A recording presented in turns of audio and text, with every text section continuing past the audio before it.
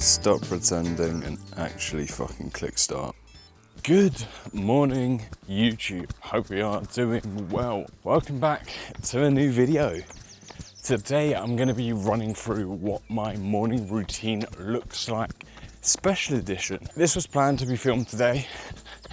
Now today for me is a triple training day. It is a busy day in terms of business. We have client calls today. We have development calls for me as well through my business coach. Well, not business coach, it is service improvement coach. But what makes it truly special today is that it is sleep deprived day. I slept all of about 2 hours last night. I don't know why. My wife woke me up after about an hour of me being asleep. Couldn't get back to sleep, eventually did. Then my cat decided to wake me up and the same thing happened. So we're running on about 2.5 hours at most.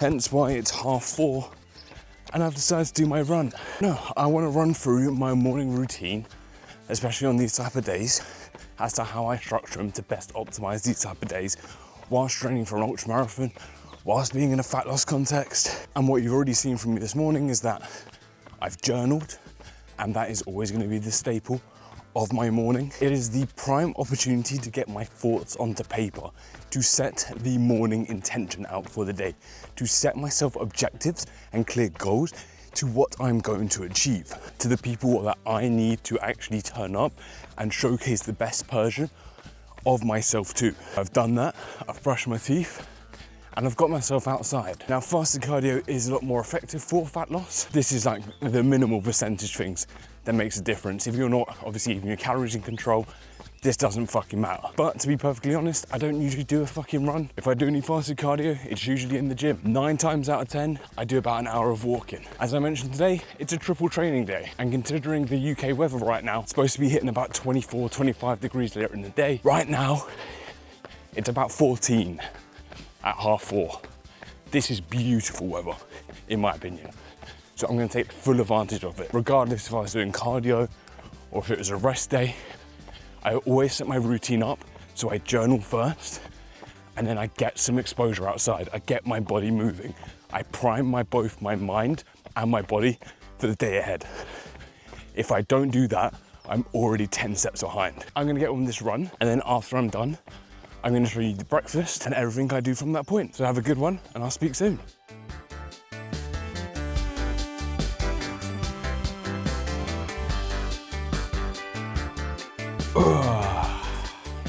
I feel like I should pop you this side. Now you can't see my meal. Little over 5K done, half an hour of easy zone 2 cardio. Done, feel good. Meal 1. Typically speaking, after cardio or any form of endurance activity, carbohydrates is a preferred source. However, being in a fat loss phase right now, I personally, I'd rather shuttle those carbs for my next meal, which is gonna be my pre-workout meal, so I can have a greater workout. One of my main aims, of course, is still to retain muscle mass. So with that said, and I'm being quiet, or trying to be as quiet as I can because people are asleep, we've got a yogurt bowl, 500 grams of Greek yogurt, 100 grams of frozen kiwi, a frozen pineapple, and a kiwi chopped up. Now the kiwi has got the skin on it because I am not a child. You should, and always should, be having the skin on the kiwi. If you want the fiber benefits from the kiwi, eat the whole kiwi. If you want to stop being a little bitch, eat the whole kiwi. And I'm going to finish off my mantra as well. Now pineapple as well helps with the digestibility of protein due to the enzyme it holds, bromelain. This breakfast is what, like 45 grams of protein, 350 calories. And it's super filling. It's going to help me, especially over the next 6 hours till my next meal. And especially considering I've had such a bad sleep, I'm expecting to be a little bit hungrier today.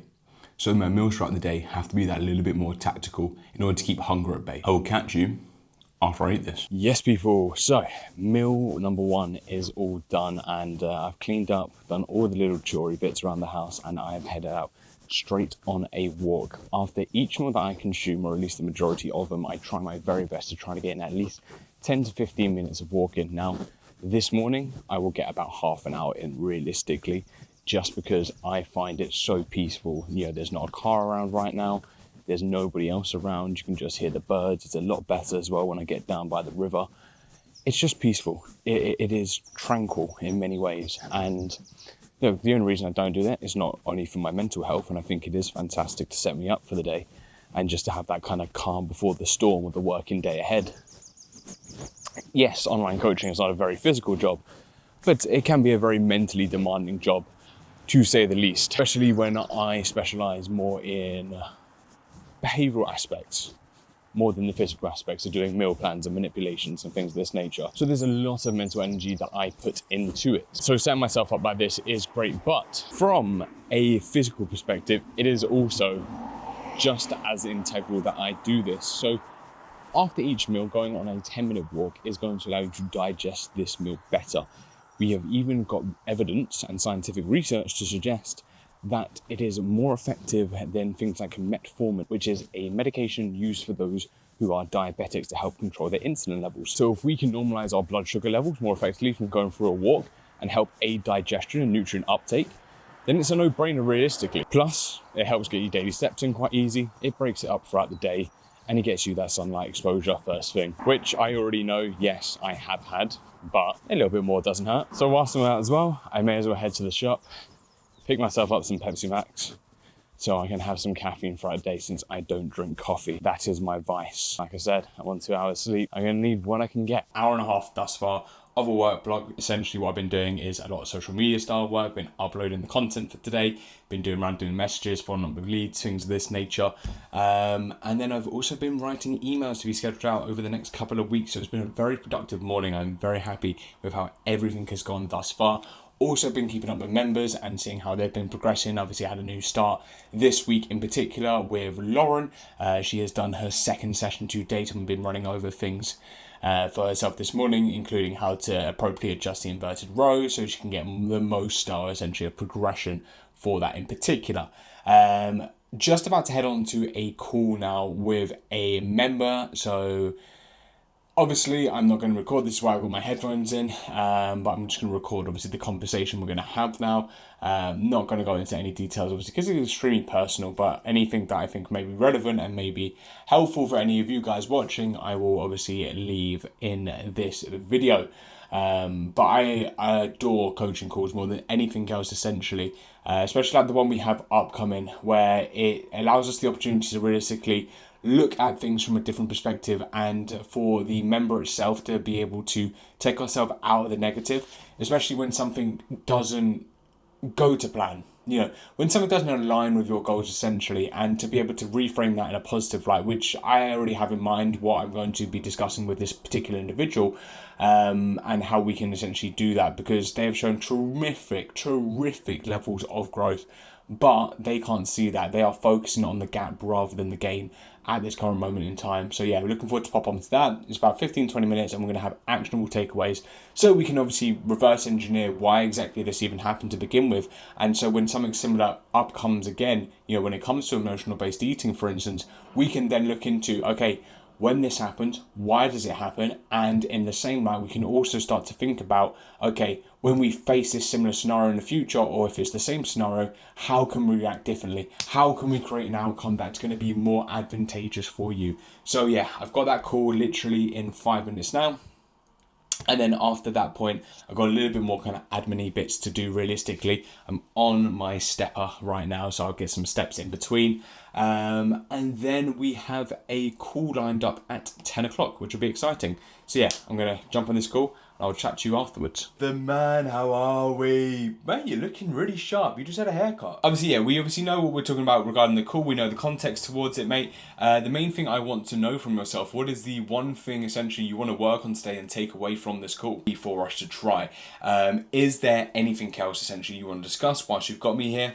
Look, one actually last thing I want us to talk about as well is, you know, obviously we've discussed things, we looked retroactively, but mate, I really want you to focus as well on the actual style of progression. This is really highlighted for us. And I know this sounds really weird, because when we find ourselves in a position where we have overeaten, it can feel like such a negative. And I can understand from your perspective why this may feel like the case. But what I really want you to kind of understand is to look at the progress you have made from your current self to your former self. You know, right now, especially when it happened, you very much focus on that, you know, what was it? The pot of gold at the end of the rainbow. you very much focus on that ideal state of yourself, where you want to be. You know, that version of yourself who never emotionally eats. And that may never be the case. And that's always something to obviously bear in mind, that it's something that's probably going to pop up in some way, shape or form in your life.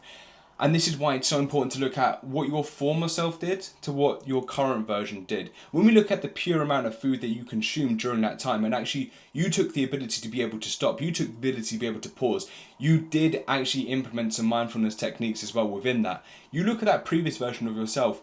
When we had that first initial call and you detailed these type of things that we did do before, we just kept going and going and going. It didn't matter the type of food, it didn't matter what you were eating at all, it didn't matter how you felt physically, you just kept going, and you actively recalled and showcased to me, because you tracked it as well afterwards retrospectively, to show me that you had what, 15,000 calories worth of food, mate. And now here we are today, and you discussing, you know, we had a little bit of chocolate, we sat with it, we didn't realistically want it, but we were very mindful of that, and after about half the bar you stopped. Look at that level of growth. Look at the two things that I've just discussed here. Huge levels of progression, mate. Yes, we're not at that pot of gold. We're probably never going to be at that pot of gold, but we're taking steps forward, mate. The progression you've made is so key here, and that's really the last thing I want to highlight for you. All right, dude? So yeah, got a good strategy going forward, got a good battle plan. Realistically, take that, reframe it, and let's go use that as some fucking motivation to showcase how fucking well you're doing. All right, dude? Have a fantastic rest of your day. If there's anything obviously you need from me at any time, please feel free to drop me a message. All right, dude? Have a great one, and yeah, I will speak to you soon. Yes, people, hope all is good. Another couple hours has elapsed. Literally just waiting now to head into my call with my service improvement coach. I think these calls are super important. It's a big group call now. Essentially, we're going to be going over both client needs and coaching needs. And this is something that we've discussed realistically in the industry, is obviously there's going to be certain individuals who have certain needs, and there's obviously going to be other coaches who are better suited in certain areas and have expertise in those areas. So to be able to have a network of people, about 100 coaches are in this collective essentially, to be able to spitball ideas off even those who have similar interests to myself, it's a good opportunity to be able to discuss with them and to be able to take on a different perspective as to how they would approach things. So we're just waiting on that call now. Really excited for it, always excited for all these ones. And you know, it's one of those things, especially when we look at retention in this industry. Unfortunately, the coaching industry is a piss poor quality. You know, you're looking at individuals spending £250, £300 per month and realistically getting nothing but a meal plan and a training program that's copy and paste in return. Maybe a WhatsApp message here and there. It's pathetic. You know, full transparency, you know, most coaches don't keep clients for longer than 3 months at the very most. You know, that is an average retention rate in this industry, which is mental in my opinion. True coaching, and to be able to elicit actual change within an individual, takes more than a year. You know, if you go into coaching, if anybody considers coaching over watching this, considers doing it for less than 6 months, I'd say not fucking bother. You're not going to do any appreciable change to your life in less than 6 months with a coach. Especially individuals who I see who have coaches go back and forth, back and forth, back and forth. It may not be the coach that's the issue at the end of the day, but there is a big issue in this industry, and this is why so many coaches do leave this industry, is because they can't manage to actually keep a client for that long. So this is why I always put it a priority of mine to be able to get myself into further qualifications, to put myself in these type of groups, so that I can learn more, so that I can provide a better service. You know, any of my clients that have been with me for the past 2 years especially has seen the drastic change to my service. Why? Because if I just stayed the same, I wouldn't be here. I wouldn't have been bettering myself. And they're not going to get the best quality service that I can possibly provide. It's why I send things off like anonymous feedback. It gives them an opportunity for them to call me a see you next Tuesday, realistically. That's what I tell them.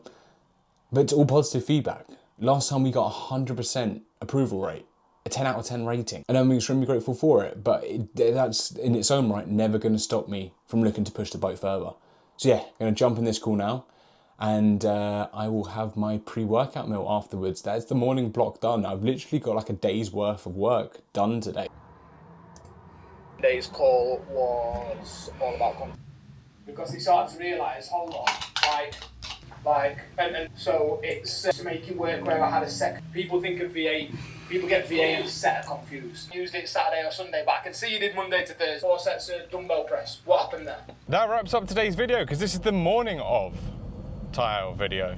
Meaning, it is no longer the morning. So I can't really talk about the morning if the morning is no more. So I hope that gives you a bit of an insight as to how I kind of structure my days. Obviously, I'm off to the gym now. This is where I do my triple day. So obviously I've done my run this morning a lot earlier than anticipated, because obviously this is a sleep deprivation challenge, which was definitely not meant. And now I'm off to go hit a session, and then I will do my cardio after. It's currently 26 degrees. Fuck my life. This is the only opportunity I get to train today.